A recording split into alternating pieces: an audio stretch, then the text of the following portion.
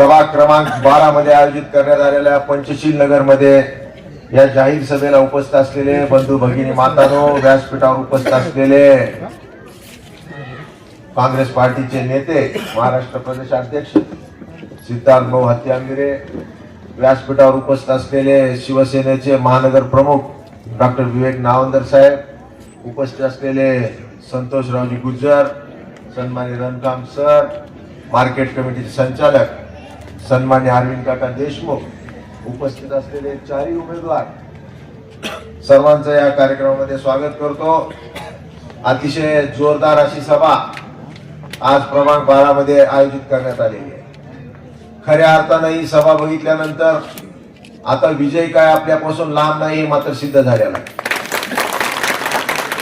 आणि सिद्धार्थ भाऊ, ही विजय काय साधारण विजय राहणार नाही, तर दुसऱ्याचं डिपॉझिट जप्त केल्याशिवाय 40 वर्षात राहणार। या प्रभागात एवढे मोठे नेते झाले की एक नाही 2-2 प्रभागात जाऊन उभा टाकायचे। मग या प्रभागाची काळजी करायची नाही, काळजी करणारे लोक जीवाभावाचे आपले सगळे असल्यामुळं निश्चितच या प्रभागामध्ये सगळ्यात जास्त लीड मिळणार आहे। आणि तुम्ही सगळेजण भाग्यवान असाल तर निश्चितच महानगरपालिकेवर भगवा फडकणाऱ्या 4 पैकी एखादा महापौर सुद्धा होऊ शकतो। आणि या प्रभागाचा जर आपल्या प्रभागाचा महापौर झाला तर त्या प्रभागाला मग दुसरं बघायची काही गरज नसते।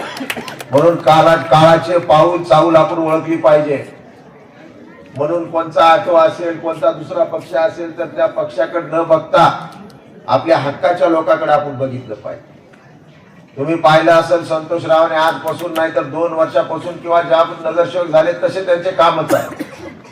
तिकडच्या भागात गेलं तर तिथं त्यांनी बोर पाडून लोकांना पाणी देण्याचं काम केलं। मुरुमाच्या तर स्वतःच्या ट्रक लावून त्यांनी शासनाचे कधी वाट बघत नाही की निधी यायलाय का नाही म्हणून स्वतःहून ते काम करणारी सगळी मंडळी आहे। म्हणून या प्रभागाच्या विकासासाठी कसल्या प्रकारची कमतरता राहणार नाही। सिद्धार्थ भाऊन आता सांगितलं की पंचशील नगर मध्ये या बौद्ध विहारासाठी सिद्धार्थ भाऊ तुम्ही म्हणायचं आणि मी तेवढा निधी तुमच्यासाठी देऊन टाका। 16 तारखेचा रिझल्ट लागला की 17-18 पासून काम सुरू होईल आणि निश्चितच सगळ्या शासकीय आपल्या कामकाज पूर्ण झाल्यानंतर याचं बांधकाम सुद्धा लवकरात लवकर सुरू करण्याचं काम या निमित्ताने मी आज घोषणा करतो। शेवटी समाजामध्ये काम करत असताना आम्ही कधी बघत नाही की निवडणुका आहेत का नाही।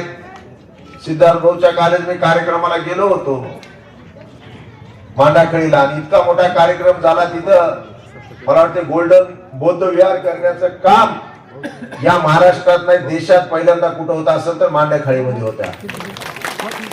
10 एकर मध्ये एक विपश्यना सेंटर असेल, एक बौद्ध विहार असेल, हे काम करण्याचं त्यांनी हाती घेतलेलं आहे। आणि मला वाटतं 10,000च्या वर भगवान गौतम बुद्धाच्या मूर्त्या वाटप करण्याचं काम ह्या पवित्र माणसानं केलेलं आहे।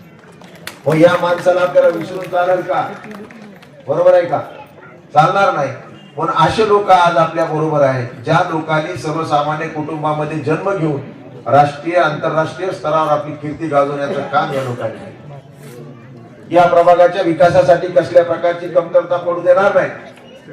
आणि सातत्यानं आम्ही काम करत असताना आरोग्य क्षेत्रामध्ये काम करतो, शैक्षणिक क्षेत्रामध्ये आम्ही काम करतो, समाजाच्या विकासासाठी काम करतो, समाज निर्व्यसनी व्हावा यासाठी आम्ही सातत्यानं काम करतो। या परभणीमध्ये उद्धव साहेब मुख्यमंत्री असताना 2 मेडिकल कॉलेज या शहराला दिलेले आणि त्या माध्यमातून खऱ्या अर्थानं आमची सेवा सुरू आहे। म्हणून मी या आधीच्या सभेमध्ये सुद्धा बोललो होतो की आपल्या परभणीमध्ये जे काही महिला असतील त्या महिलांचं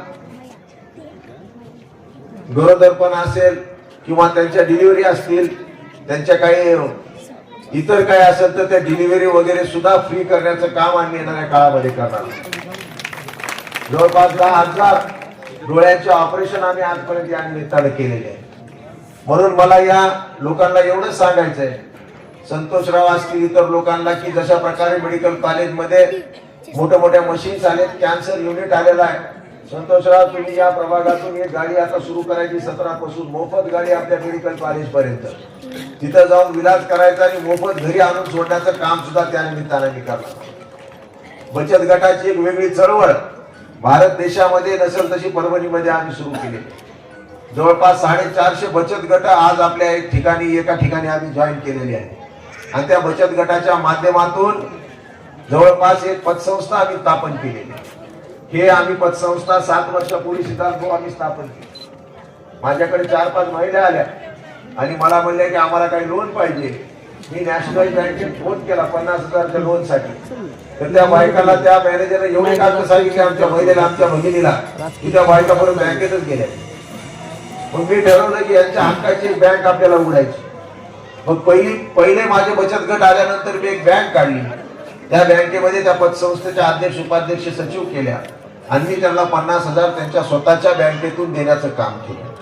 7 वर्षापूर्वी एक होती माझ्याकडे बचत गट, एकाचं 2, 2चं 3, 3चं 4 आणि आज 7 वर्षानंतर 450 बचत गटाच्या त्या महिलांची स्वतःची हक्काची बँक आणि त्या बचत गटाच्या 450 बचत गटाच्या महिला त्या बँकेच्या सभासद आहेत. त्या बँकेची एक महिला अध्यक्ष आहे, एक उपाध्यक्ष आहे, एक सचिव आहे. आणि आज मला आनंदाने सांगा वाटतं की त्या काळामध्ये एका महिलेला 50,000 रुपये भेटत नव्हते. आज ही पतसंस्था एवढी मोठी झालेली आहे की 450 बचत गटातील कोणत्या महिलेला अर्ध्या रात्री 5 लाख रुपये जरी लागले तरी एक कागद न घेता 5 लाख देण्याची ताकद त्या पतसंस्थेमध्ये विकसित आहे. म्हणजे महिला स्वावलंबी झाल्या पाहिजे, महिलेच्या हाताला काम मिळालं पाहिजे. शेवटी महिला घर सांभाळती, महिलांमध्ये असलेली ताकद आज आम्हाला माहिती. म्हणून महिलेला एक चांगल्या प्रकारचे आदर्श व्यासपीठ त्या बँकेच्या माध्यमातून आज आम्ही निर्माण करून दिलेलं. म्हणून या महिलांना सुद्धा आव्हान करतो की आपण सुद्धा निवडणुकीच्या निमित्तानं पुढे आलं पाहिजे आणि येणाऱ्या 15 तारखेला निवडणुकीचं मतदान करते वेळेस मशाली समोरचं बटन दाबून या 4ही लोकांना प्रचंड बहुमताने विजय करा, अशा प्रकारचं आव्हान या निमित्त मी आपल्याला करतो. ज्येष्ठ नागरिकांना सुद्धा आम्ही वंदनीय बाळासाहेब ठाकरे ज्येष्ठ नागरिक मंचाची स्थापना केलेली आणि त्या मंचाच्या माध्यमातून जेवढे काही ज्येष्ठ नागरिक असतील त्यांना डोळ्याचा चष्मा असेल, कानाची मशीन असेल, हातातली छडी असेल, कमरेचा पट्टा असेल, मानेचा पट्टा असेल, संडासने बसणारी खुर्ची असेल, हे दर महिन्याला आम्ही दर 6 महिन्याला एक कॅम्प घेऊन वाटप करतो. जवळपास 10 ते 20,000 लोकांना आजपर्यंत या सगळ्या गोष्टीचं वाटप केलेलं आहे. आणि या वंदनीय बाळासाहेब ठाकरे ज्येष्ठ नागरिक मंचाच्या माध्यमातून आजपर्यंत जवळपास या शहरामध्ये 300 शाखा आम्ही उघडलेल्या आहेत आणि भविष्यामध्ये सुद्धा प्रत्येक प्रभागामध्ये एक आपल्या मेडिकल कॉलेजचे छोटं हॉस्पिटल आपल्याला काढायचे आणि जेवढे ज्येष्ठ नागरिक असतील त्यांचे बीपी शुगर चेक करून त्यांच्या घरी बीपी शुगरच्या मेडिसिन औषध देण्याचं काम आमच्या हातून येणाऱ्या काळामध्ये घडणार. शेवटी काम करत असताना ज्येष्ठ नागरिक असतील, महिला असतील, या सगळ्यांना मान सन्मान मिळाला पाहिजे, यांच्या अधिकाराच्या गोष्टी यांना मिळाल्या पाहिजे, यासाठी या सगळ्या गोष्टी करतोय. म्हणून परत एकदा आपल्या सर्वांना आवाहन करतो, या प्रभागामध्ये 12 नंबर प्रभाग आपला प्रभाग आहे हक्काचा. या प्रभागामध्ये जास्तीत जास्त प्रमाणात आपण मतदान या 4 लोकांना करावं. इतर लोकांना काही मतदान करून उपयोग होणार नाही. शेवटी सत्ता मशालीची आणि काँग्रेस पार्टी येणार असल्यामुळं आपण या लोकांना मतदान करून आपला हक्काचा महापौर, उपमहापौर हे करावं, अशा प्रकारची विनंती आपल्याला करतो आणि इथंच थांबतो. जय हिंद, जय